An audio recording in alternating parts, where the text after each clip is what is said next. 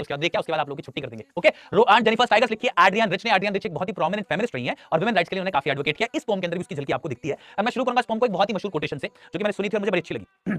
बोला गया है a man of dignity is never afraid of a woman asking of for equality. एक ऐसा इंसान जो कि डिग्निफाइड और सेल्फ रिस्पेक्ट करता हो ना अपनी, एक ऐसा आदमी जो कि अपनी इज्जत करता हो, वो कभी भी उस औरत से, किसी भी औरत से नहीं डरता जो अपनी जो इक्वालिटी मांगती है। एक ऐसी मतलब एक अक्सर ऐसा होता है ना कि आदमी लोग थोड़ा डर जाते हैं, पेट्रियार्कल सोसाइटी हमारी रही है ट्रेडिशनली, है ना, और ऐसा रहा है कि वुमेन को उनके जो राइट्स उनको नहीं दिया गया। हालांकि अब तो बहुत कुछ बदल गया, स्पेशली मेट्रोपॉलिटन सिटीज में आप देखते हो कि वुमेन अपने राइट्स को एक्सप्लॉइट कर रही हैं, अपने लीगल राइट्स को एक्सप्लॉइट कर रही हैं। बहुत कुछ गलत हो रहा है दोनों जेंडर्स की तरफ से, लेकिन ट्रेडिशनली और आज भी ऐसी जगह जहां दूर दराज के गांव देहात के एरिया है वहां पर आप पाते हो कि वुमेन को उनके राइट्स नहीं दिए जाते।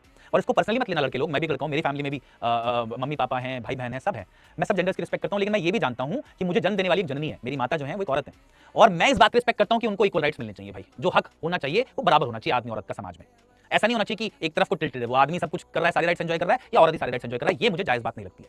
राइट, तो ये पोम एक्जैक्टली इसी बात को हाईलाइट करती है कि वुमेन जो है, एक मैरिड वुमेन स्पेशली, और स्पेशली ऐसे दूर दराज के एरिया में जो लोग औरतें रहती हैं जहां पर सुविधा नहीं पहुंची है, जहां पर अभी शहरीकरण नहीं हुआ है, वहां पर स्पेशली आप नोटिस करते हो कि वुमेन को आज भी शादी एक जिम्मेदारी की तरह, एक बर्डन की तरह महसूस होती है। क्यों? क्योंकि उसके हस्बैंड उसके ऊपर बहुत सारी रिस्पॉन्सिबिलिटीज, ड्यूटीज को लाद देते हैं, वन, और अपना माइंडसेट भी लादते हैं। एक तरह से ये औरत सब कुछ करती है अपने बच्चों के लिए, अपने घर के लिए, लेकिन उसके बावजूद भी फ्री महसूस नहीं करती, उसके बावजूद भी बंधा हुआ महसूस करती है, डरा हुआ, नर्वस महसूस करती है छोटी छोटी चीजों के लिए। बहुत सारे कंस्ट्रेंट्स हैं उसके ऊपर। ठीक है, I am not you are a feminist, I am not a feminist बच्चे। मैं I would like to clarify this कि मैं एक ऐसा इंसान हूं जो कि इक्वालिटी में भरोसा रखता है ना। बताया ना आप लोगों को कि मेरी जननी, मेरी मां जो है, मैं चाहता हूं कि मेरी मम्मी, मेरी बहन, इन लोगों को भी इक्वल राइट्स मिले, इन लोगों को भी ऐसा ही हक हो जैसे मुझे हक है, जैसे मेरे पिताजी को हक है। ये मेरे मम्मी पापा ने मुझे सिखाया, ये मेरी फैमिली का कल्चर मुझे लगता है कि है। तो अगर कहीं पर ऐसा आप देखते हो तो समझो इस बात को, इस बात की इंपॉर्टेंस समझो, है ना। आप लोग लग रहा होगा यार ये क्या बात है, फेमिनिस्ट लड़कियों की राइट्स की बात क्यों कर रहे हो लड़का होकर। अरे तो तुम भी अगर लड़के हो, तुमको भी जन्म देने वाली तुम्हारी मां है, अगर तुम उनके भले की बात करोगे तो नुकसान थोड़ी है कुछ, ये बात समझना। ठीक है, the poem explore gender operation. Poem बड़े क्लियरली जेंडर ऑपरेशन को एक्सप्लोर करती है, यानी कि एक जेंडर जब दूसरे जेंडर को ऑपरेस करती है, दबा के, कुचल के, अत्याचार करके रखती है, या रखता है, उसके बारे में बात हो रही है। Aunt Jennifer embroidered tiger story में आप देखोगे कि आंट जेनिफर एक लेडी है जो कि